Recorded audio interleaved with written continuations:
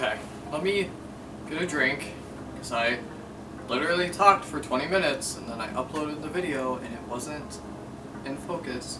It drives me nuts. I get asked a lot of questions when I let someone know that I write novels in my spare time. So I thought it would be kind of cool to do like a top... I always say that in my videos. I thought it would be cool. But there's 5 things that I follow when it comes to writing, so I thought I would share them with y'all today. And the first thing may seem pretty obvious. I'm gonna hold my phone so I don't do this every time I talk. But tip number 1 is to have an idea. And I know that sounds like a no-brainer, but you'd be surprised how many people, which just kind of ties into number 2,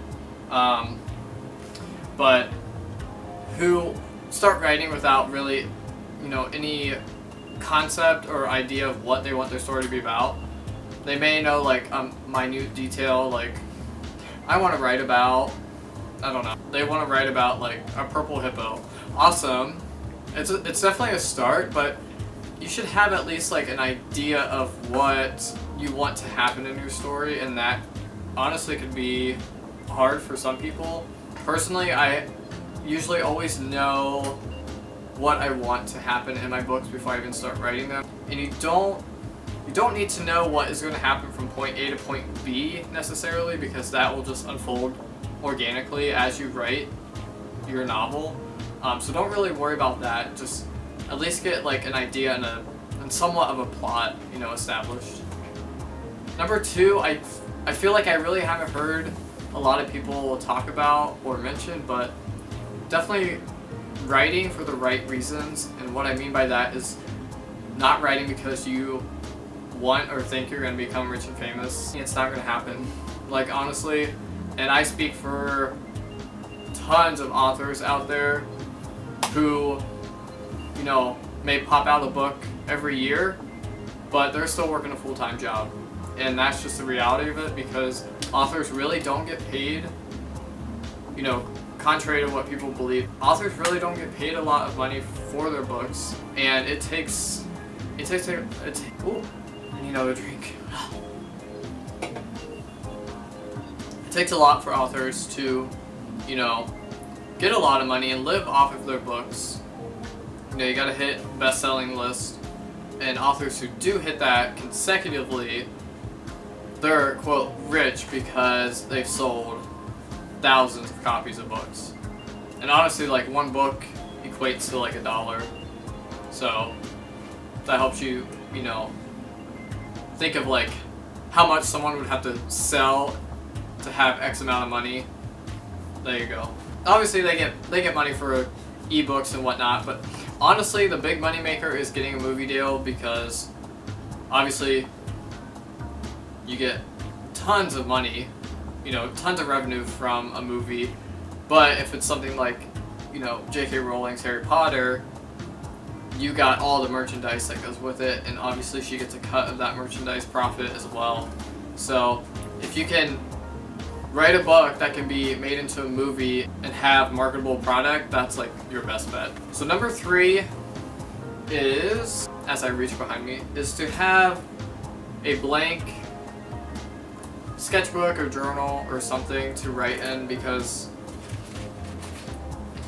it's great to have this, one, to jot down ideas, but to basically keep yourself in line and in track with what's happening in your book. So timelines, family trees, character description. This is mostly from Ditto, but like I have one of the characters' family trees in here. I have a whole page of notes that I actually just didn't use, and that's going to happen.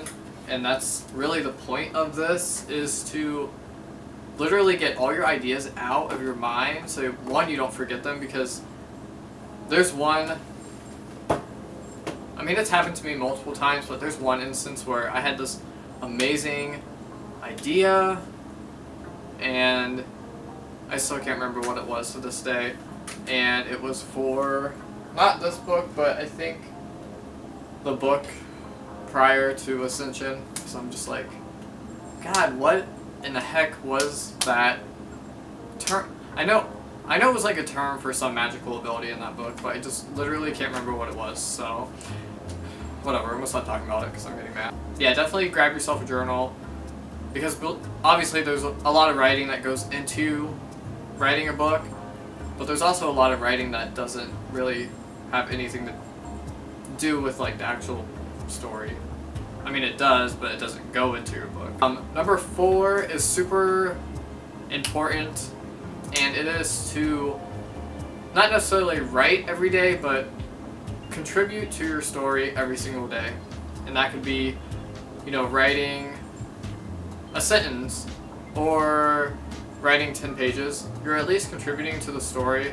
And if you stay consistent and, you know, you don't even have to write, you know, your actual novel. If you're writing down ideas or new characters, anything, you're still contributing to your story. And if you do that every single day, your story, you know, before your eyes is going to unfold, and, you know, within 8 months to a year, you're going to have your novel written. Definitely stick with it every single day. I know it's hard, but again, if you're just at least contributing something to your book, it's better than, you know, not touching it at all, because you'll wake up 2 weeks later and say, crap, I haven't even touched my book.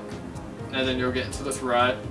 So, number 5 may seem like, duh, you know, but tip number 5 is to just write. So, there I go with the hand slapping again.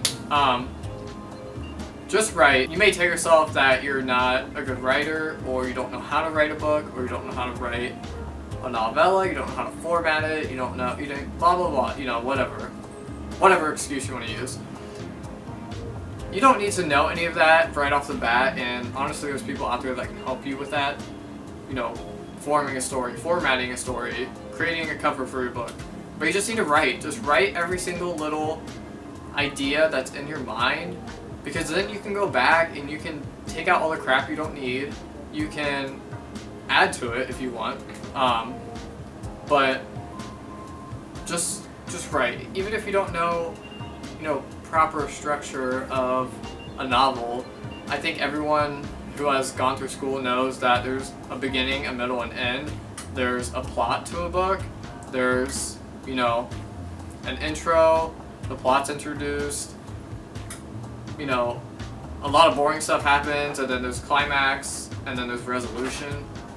So I think if you have that basis down, you can pretty much write a story. Is it going to be good? I can't tell you that until you write it. So definitely just write. Just write all your ideas down. Write how you think your book should, you know, sound or, you know, be laid out.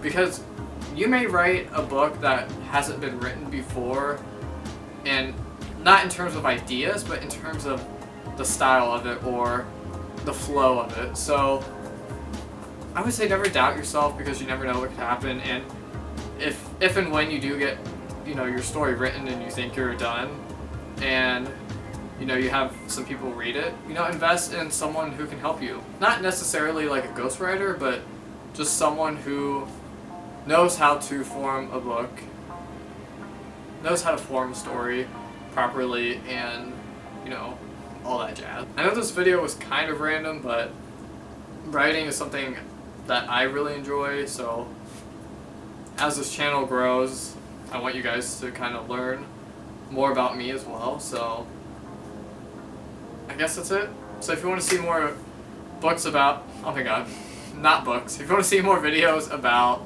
writing or anything, because like cover design, because I do that all for my books, definitely let me know, because I would be more than joyed to do that. For today, I guess that's it. So, adios. I'm gonna drink this because my throat is killing me.